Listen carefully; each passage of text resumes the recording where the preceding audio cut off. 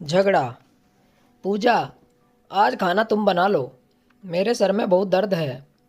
शिवानी बहू ने जैसे ही इतना कहा, उसके ननद पूजा ने हाथ में पकड़ी हुई पानी की बोतल मेज पर जोर से रख दी और तमतमाकर बोली, क्यों बनाऊं मैं खाना? क्या मैं इस घर की रसोइया हूँ? सुबह से अपने कमरे में आराम कर रही थी और अब खाना बनाने का समय आया तो सर दर्द याद आ गया। शिवानी भी चुप रहने वालों में से नहीं थी। उसने तुरंत जवाब दिया, आराम कर रही थी या पूरे घर के कपड़े धो रही थी, आंगन साफ कर रही थी, बाबूजी की दवा दे रही थी, यह भी बता दो। रसोई का काम सिर्फ मेरा नहीं है।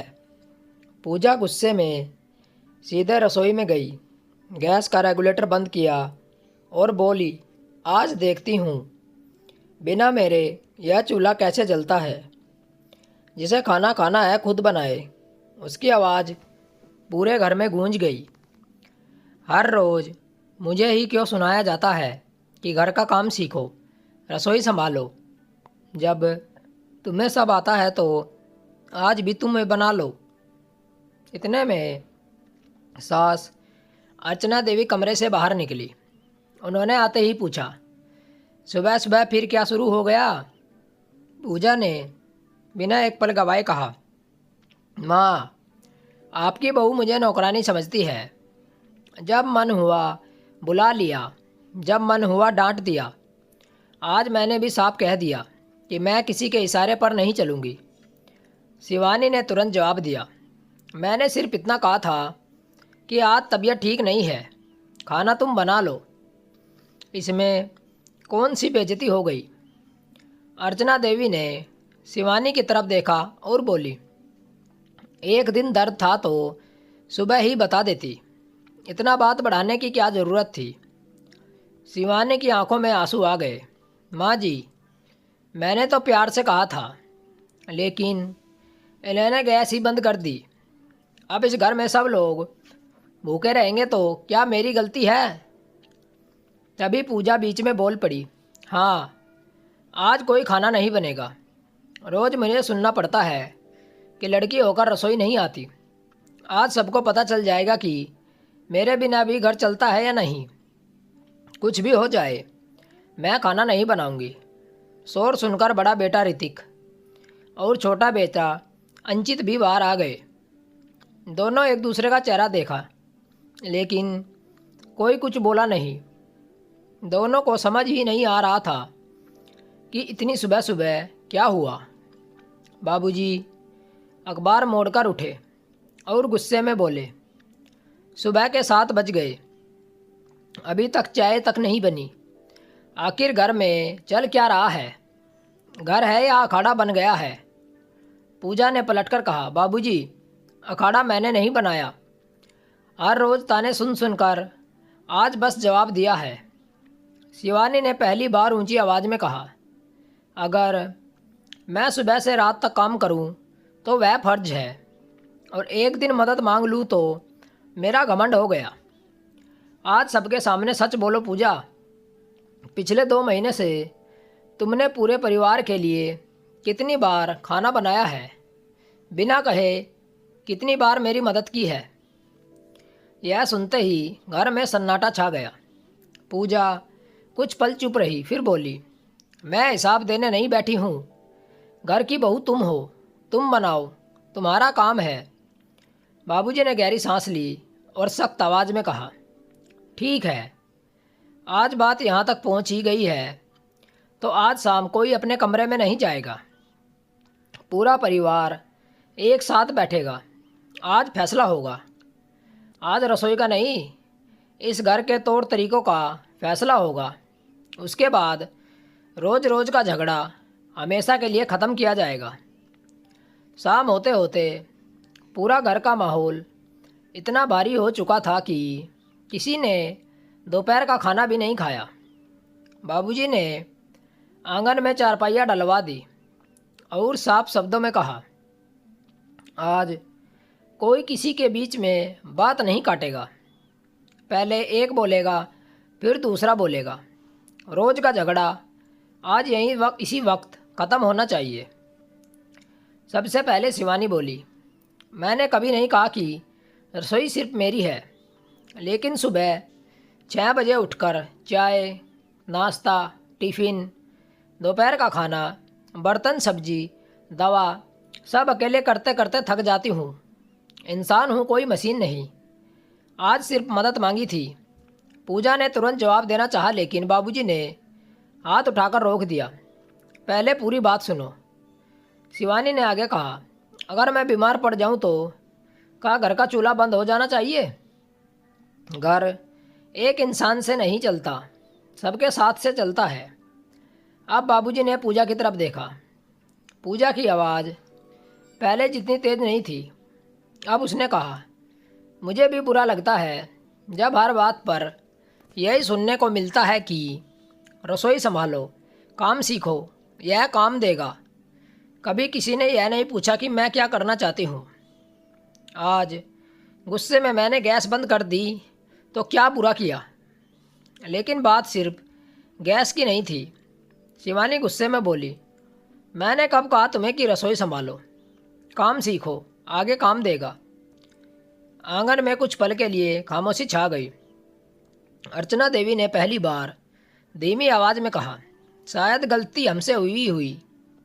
हमने काम बांटने की बजाय मान लिया कि बहू सब संभाल लेगी और बेटी अपने हिसाब से रहेगी।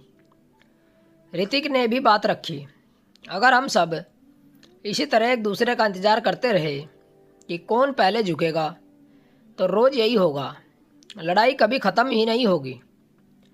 बाबूजी ने सबकी तरफ देखा और बोले, अभी फैसला नहीं होगा। पहले कल से 3 दिन तक हर कोई घर का काम करेगा। उसके बाद बैठकर देखेंगे कि किसे किस बात की शिकायत है। बात आरोप से नहीं, अनुभव से साफ होगी। पूजा ने पहली बार शिवानी की तरफ देखा। दोनों ने कुछ नहीं कहा, लेकिन दोनों के चेहरे पर गुस्से से ज़्यादा थकान दिखाई दे रही थी। किसी को अंदाज़ा भी नहीं था कि अगले 3 दिन पूरे घर की सोच बदलने वाली है। अगली सुबह बाबूजी ने किसी को आवाज़ नहीं लगाई, किसी को जगाया भी नहीं। सिर्फ उन्होंने दीवार पर एक कागज़ चिपका दिया। उसमें हर सदस्य के हिस्से का काम लिखा था। चाय अंचित बनाएगा, सब्जी पूजा काटेगी, शिवानी खाना बनाएगी, बर्तन ऋतिक धोएगा और शाम का खाना सब मिलकर तैयार करेंगे। पूजा ने कागज़ देखते ही भौवें चढ़ा ली। भैया बर्तन धोएंगे? यह भी कोई बात हुई? बाबूजी ने शांत स्वर में कहा, जिसे गलत लगे वह अपना काम किसी और से बदल सकता है, लेकिन फिर उसका काम भी खुद ही करना होगा। शिवानी बिना कुछ बोले आटा गूंथने लगी।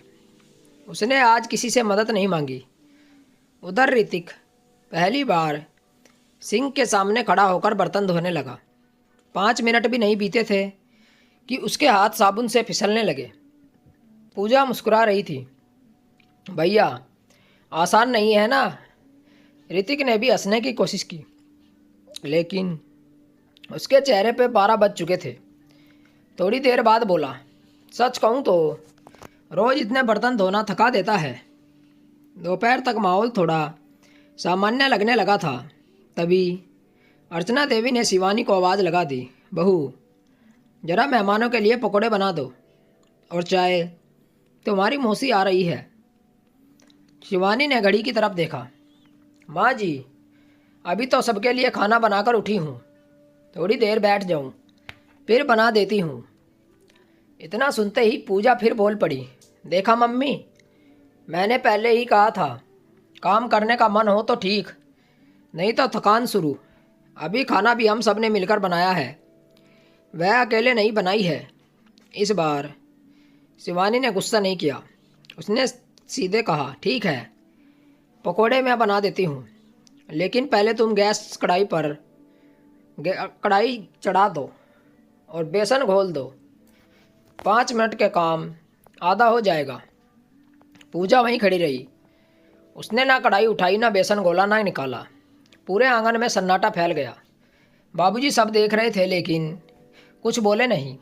तभी बाहर से दो रिश्तेदार आ गए। अर्चना देवी घबरा गई। चाय भी नहीं बनी थी, पकौड़े भी नहीं और मेहमान बैठक में बैठ चुके थे। अब सबकी नज़रें पूजा पर थी, क्योंकि सुबह से वही कह रही थी कि रसोई का काम कोई मुश्किल नहीं होता। बाबूजी ने धीरे से कहा, पूजा अब मौका है, जाकर बना दो। पूजा आत्मविश्वास के साथ रसोई में गई, लेकिन 10 मिनट बाद ही बाहर आकर बोली, भाभी ज़रा नमक कितना डालना है बता दो, और तेल भी बहुत गर्म हो गया है। शिवानी बिना ताना मारे उठी और उसके पास गई और चुपचाप कढ़ाई संभाल ली। उसने सिर्फ इतना कहा, काम किसी का छोटा नहीं होता, बस रोज़ करने वाला ही उसकी मुश्किल समझता है। आंगन में बैठे बाबूजी ने यह सब सुन लिया। उन्होंने किसी से कुछ नहीं कहा, लेकिन उनके चेहरे से साफ दिख रहा था कि अब उन्हें समझ आ गया कि असली समस्या रसोई नहीं, एक दूसरे के काम की कदर न करना है। फिर भी उन्होंने मन ही मन तय कर लिया कि अंतिम फैसला अभी बाकी है, और वह ऐसा होगा जिसके बाद इस घर में रोज़ रोज़ का झगड़ा दोबारा नहीं होगा। उस रात बाबूजी ने पूरे घर को फिर से आंगन में बुलाया। इस बार किसी की आवाज़ ऊंची नहीं थी। सबको लग रहा था कि आज जो भी फैसला होगा वही आगे इस घर का नियम बनेगा, और वही नियम सबको मान्य होंगे। बाबूजी ने चारों तरफ देखा और बोले, 3 दिन में मैंने सबको देखा है, किसी का काम आसान नहीं है और किसी का काम छोटा नहीं है। गलती सिर्फ एक की नहीं, पूरे घर की है। अर्चना देवी ने सिर झुकाकर कहा, मुझसे भी गलती हुई है। मैंने हमेशा यही सोचा कि बहू संभाल लेगी, और बेटी अभी छोटी है। इसी वजह से दोनों के बीच दूरियां बढ़ती गई। पूजा की आंखें भर आई। उसने पहली बार शिवानी की तरफ देखकर कहा, भाभी उस दिन गुस्से में मैंने गैस बंद कर दी थी। मुझे लगा था कि आप मुझे सिर्फ काम करवाना चाहती हैं, लेकिन अब खुद पूरा दिन रसोई में रही तब समझ में आया कि सुबह से रात तक एक इंसान कितना थक जाता है। शिवानी ने भी बिना देर किए जवाब दिया, और मुझे भी यह समझ आया कि बात सिर्फ काम की नहीं है। तुम्हें लगता था कि मैं तुम्हारी बात कोई सुनता ही नहीं है। अगर हम पहले की तरह बैठकर बात कर लेते तो बात यहाँ तक नहीं पहुँचती। ऋतिक ने मुस्कुराकर कहा, आज से घर का काम सिर्फ एक इंसान की जिम्मेदारी नहीं होगी। जिस दिन जिसे समय मिलेगा वह हाथ बटाएगा। तभी बाबूजी उठे और रसोई की चाबी मेज पर रख दी। उन्होंने कहा, आज से इस रसोई घर में रसोई की कोई मालकिन नहीं होगी। यह पूरे परिवार की रसोई है, और यह सबकी जिम्मेदारी है। हर रविवार काम पहले से बांटे जाएंगे, क्योंकि उस दिन दोनों बेटे भी छुट्टी पर होंगे। कोई बीमार होगा तो दूसरा बिना कहे उसका काम करेगा, और अगर किसी ने फिर भी कभी गुस्से में गैस बंद की या खाना रोककर घर में लड़ाई करवाई तो 1 हफ्ते तक वही पूरे घर का खाना अकेले बनाएगा। यही मेरा अंतिम फैसला है। कुछ पल तक पूरा परिवार चुप रहा। फिर पूजा उठी, शिवानी के पास गई और धीरे से बोली, कल सुबह चाय मैं बनाऊंगी, लेकिन रोटी आप ही बेलना भाभी। अभी उतनी अच्छी नहीं बनती मेरे से। शिवानी हंस पड़ी, ठीक है, लेकिन इस बार अगर चीनी ज़्यादा हो गई तो मैं ताना नहीं मारूंगी। इतने में पूरा आंगन हंसी से गूंज उठा। 3 दिन से चल रहा झगड़ा ख़त्म हुआ और बंद पड़ा। चूल्हा फिर से जल गया, लेकिन इस बार सिर्फ गैस नहीं चली थी, रिश्तों में गर्माहट भी लौट आई थी। बाद में मोहल्ले के लोग यही कहते हैं कि इस घर में का सबसे बड़ा फैसला रसोई का नहीं, जिम्मेदारियों का बंटवारा था। उसी दिन के बाद वहाँ झगड़े कम और साथ बैठकर खाना खाने की आदत ज़्यादा हो गई। तो दोस्तों, आपको कहानी कैसी लगी कमेंट करके हमें ज़रूर बताएं, और चैनल को सब्सक्राइब करना न भूलें। मिलते हैं आपसे ऐसी ही और एक अच्छी कहानी के साथ। कहानी सुनने के लिए आप लोगों का बहुत बहुत धन्यवाद। राम राम दोस्तों।